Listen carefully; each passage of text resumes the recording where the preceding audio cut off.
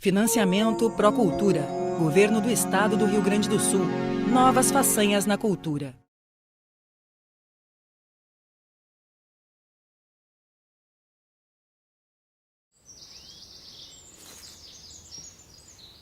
A primeira vez que eu questionei de verdade sobre minha cor de pele foi aos 11 anos, eu acho.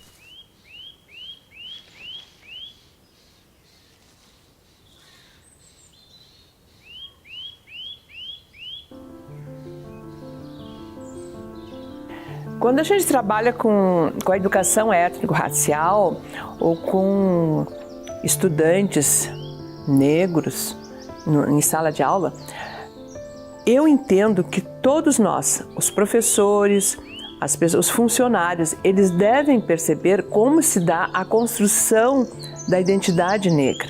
Eu lembro que na escola a gente tinha que realizar uma atividade, um livro sobre si mesmo. Tínhamos que recortar imagens que representavam nossos gostos, nossas vivências, enfim, coisas do tipo. E na última página nós tínhamos que encontrar numa revista algo que representasse a gente fisicamente.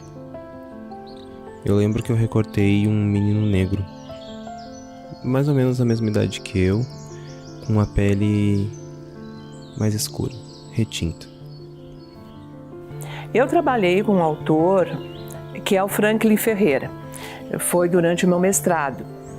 E ele diz o seguinte, que nós passamos por fases, né? A construção da identidade passa por fases. Quando as nossas crianças negras ingressam na escola, é justamente naquele momento que eles estão aprendendo que eles são negros, que ele tem o cabelo parecido com o do papai, o olho da mamãe, sabe? A cor da pele da vovó e assim por diante. Então, esse autor, o Franklin, ele coloca assim, que as etapas de construção da identidade, elas podem durar 1 ano, 2 anos, 3 anos, a vida toda, ou apenas alguns meses. No primeiro momento, nós nos submetemos à questão do branco. Nós nos submetemos. Tu nega a tua identidade. Quando eu cheguei em casa, fui mostrar o caderno para minha mãe, até que então ela chegou nessa última página e foi quando ela se assustou e perguntou se eu realmente me via daquela forma. Eu falei que sim, pra mim, eu sempre me vi daquele jeito. Ela já discordava. A partir daí eu entrei num limbo, não me enxergava de uma forma nem outra. E eu tenho vários momentos importantes assim da minha infância na memória, mesmo com as várias dificuldades, mas a gente tinha essa certeza, né, do que a gente era ou enfim, onde se colocar nesse contexto, né? Porque eu tenho uma fala da minha mãe que é bem presente, que ela costumava dizer, até nessas situações de não saber se a pessoa é preta ou se a pessoa é branca, né? Quando a gente estava, enfim, comentando sobre alguma coisa, e a minha mãe costumava dizer que passando das 6 horas já é noite, né? E aí ela dizia, não interessa se é 8 horas, se é 9 horas, se é 11 horas ou meia-noite, se passou das 6 horas já é noite, que ela queria dizer que não interessava as gradações da cor de pele, né?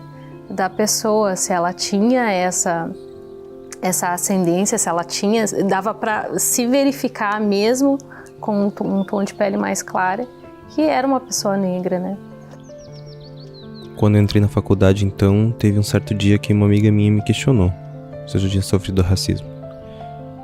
Rapidamente eu respondi que não. E depois disso, conforme eu fui estudando um pouco mais e me aprofundando no assunto, eu percebi que sim, que a minha vivência inteira tinha sido baseada nisso. E que eu só procurei ignorar.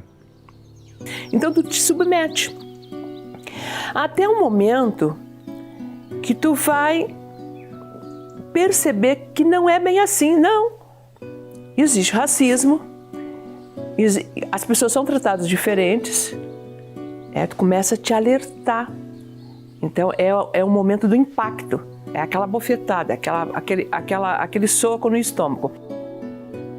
Lembro também de um episódio quando eu era criança. Sabe aquelas casquinhas de machucado? quando a gente tira, a pele fica com uma cicatriz branca. Eu lembro de pensar que se eu machucasse minha pele inteira, ela criaria casquinhas. E conforme eu fosse tirando elas, eu ia ficar com a pele branca. Você ser negro e tornar-se negro são coisas totalmente distintas. Mas para a sociedade não faz diferença nenhuma, porque ela sempre te leu assim, né? É isso que eu digo. O problema de você não saber quem você é ou quem você não é que a sociedade sabe e ela vai te colocar onde ela acha que você deve estar. E geralmente não é onde você quer estar. E quando é, ainda assim é uma coisa postada para ti, né? Dizer que é melhor estar ali. Mas a gente está sempre tentando se encaixar em algo, né? E algo que não diz nada sobre a gente. Por isso que a gente fica tão perdido e a gente não consegue entender quem a gente é, porque a gente ainda está buscando coisas que não são pra gente e a gente não sabe nem o que a gente não quer. Depois de um tempo eu comecei a gostar de me ver em fotos, me desenhar, me pintar e procurar entender cada traço que faz parte de mim, cada cor que preenche minha pele. Eu estava me lembrando da Drinka, né? Que quando tu olha a sankofa, que é o pássaro que volta a cabeça para trás, né? Então a gente não pode ir para frente sem resolver as coisas do passado. É o passado que nos dá sustentação. Mesmo que seja um passado que nos marcou com dores, com opressões, a gente precisa resolver isso, né? Agora cada um vai ver como é que pode se resolver. No nosso país, houve uma época em que, para tentar transformar a sociedade num lugar considerado melhor, pensou-se que, se pessoas pretas com pessoas brancas tivessem filhos, os filhos nasceriam mais brancos, até que de geração em geração todos os traços seriam apagados. Isso foi retratado no quadro A Redenção de Kant, de 1895. De certa forma, às vezes eu acho que quase conseguiram. Porque mesmo que as pessoas não tenham perdido totalmente o seu tom de pele e seus fenótipos, de certa forma a história delas foi apagada. Porque eu disse uma vez para uma pessoa, não me lembro quem, numa entrevista, que as pessoas negras em Santa Cruz do Sul, elas parecem os personagens da novela das 8, os personagens negros da novela das 8. Você não sabe onde que elas moram, você não sabe se elas têm família, você não sabe quais que são as referências dela de vida e de, enfim, relacionada à cultura, literatura ou formação, porque elas simplesmente estão lá, né? Então essa coisa de se contar a história de indivíduos que estão em determinado local é extremamente importante, parece banal, mas é extremamente importante para aqueles indivíduos. E nós negros aqui em Santa Cruz, nós temos história nesse lugar. Só que onde que essa história aparece, né? Eu não sei quem são os meus bisavós. Eu não sei como eles eram, ou como eram meus outros antepassados. Chegou num ponto onde a miscigenação foi tão grande que eu não sei mais de onde eu vim.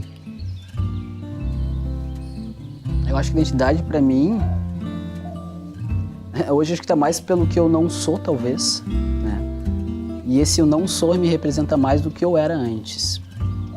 E eu acho que isso é muito forte, assim, porque eu não sei se eu vou conseguir chegar num contento do que eu quero ser, né, da minha representação, mas eu não acho que seja ruim eu estar entre esse meio. Porque muita coisa mudou pra mim quando eu entendi quem eu era. Ou seja, eu consegui tirar essa carga que eu estava sempre perdido, buscando N coisas, sabe aquela coisa, tentando achar uma resposta de um buraquinho, tentando tapar um buraco que eu não sabia como. E depois que eu tirei isso das minhas costas e pelo menos entendi o que eu não era, eu consegui, profissionalmente consegui, sabe, no estudo também consegui me entender melhor, assim.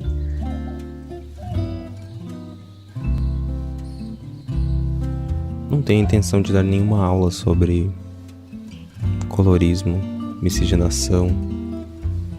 Só queria compartilhar um pouco da minha vivência mesmo. É um trabalho constante se enxergar. Com o tempo, a gente começa a entender e aprender que raça não é uma questão apenas de cor. É uma questão sociológica. É uma questão de onde a gente está inserido. É uma questão histórica e estrutural. E se reconhecer e entender sua posição nesse sistema.